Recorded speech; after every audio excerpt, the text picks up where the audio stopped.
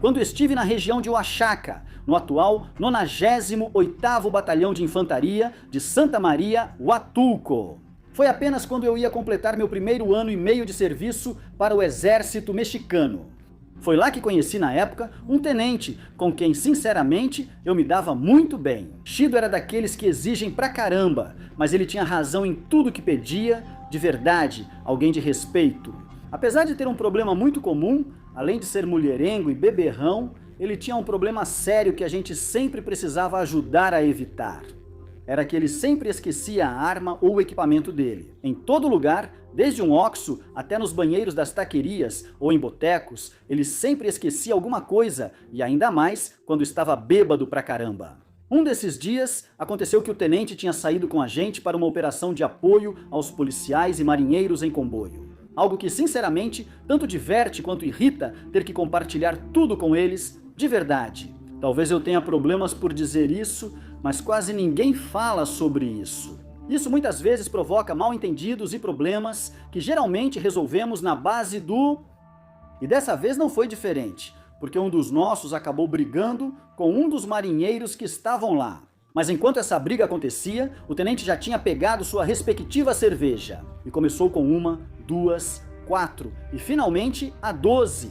Quando o incidente terminou e tudo se acalmou, nosso tenente já estava completamente bêbado. Essa história é de mais ou menos 2012 ou 2013, para ser sincero, não lembro direito o ano, mas era quando começava a bagunça dos desgraçados.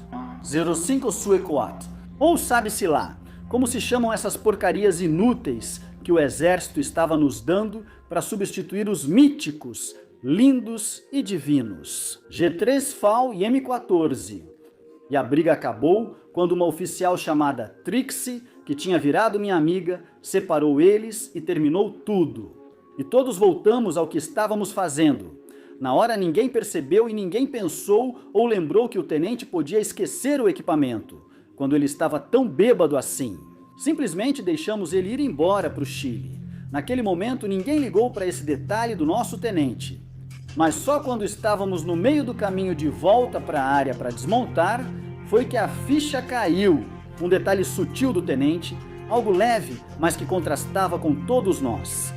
Em seus braços havia uma M4 na verdade. Nada que deveria causar estranhamento, ou não, até que você percebe que no começo o tenente estava com o novíssimo FX-05 e agora ele estava com uma M4. Todos silenciaram, até que alguém começou a falar. Meu tenente, desculpe perguntar, mas o senhor não estava com um FX no começo? Por que agora está com uma M4? Nosso tenente, pela primeira vez, percebeu que aquela não era sua arma e imediatamente ordenou que a procurassem, como se a culpa fosse nossa por ele ser um completo idiota. Procuramos por quase 1 hora, nós 3 que éramos rápidos, e ainda voltamos ao local da briga. E a arma não aparecia, fomos interceptar os rápidos dos marinheiros e nem eles tinham a arma. Já só restava procurar com os policiais para ver se estava com algum deles que tivesse confundido sua arma e pegado a do tenente em vez da sua. Passou quase meia hora depois que chegamos à delegacia dos policiais municipais que estavam conosco para procurar a arma que tínhamos perdido. E nada, fomos procurar, buscamos por quase 2 horas e simplesmente aquela arma tinha sumido da face da terra.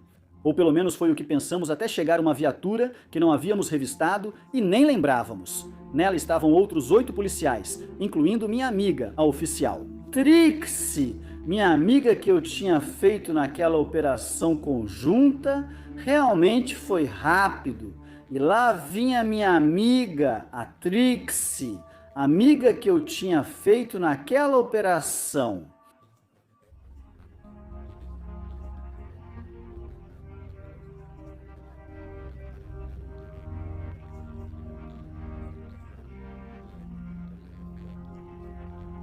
Obviamente, enquanto ela resolvia a briga entre o nosso e o marinheiro que estavam brigando.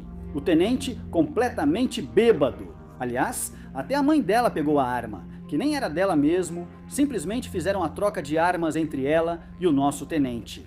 A Trixie foi presa por largar a arma e não carregá-la consigo. Na verdade, não sei o nome dessa prisão no Código Penal dos policiais, mas foi o que aconteceu com ela.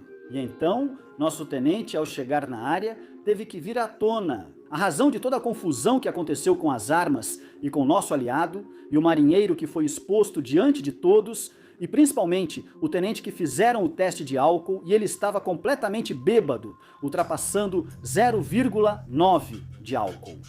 Só posso dizer que naquela noite, nosso tenente aprendeu a dizer papi, até em mandarim, de tanto que ele foi humilhado.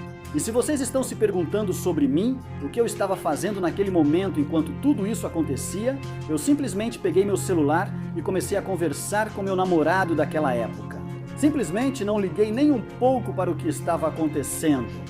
E quanto ao nosso tenente, depois daquela noite de arrasto e surra, no dia seguinte ele caminhava até Rengo e nem conseguia sentar. Ou não, sem uma almofada embaixo. Não é uma história pesada, nem algo estranho, mas é daquelas que ficam marcadas para você apreciar e viver de verdade. Se você também tem uma história que queira contar, me mande por e-mail ou por qualquer uma das minhas redes sociais, vou ler assim que puder.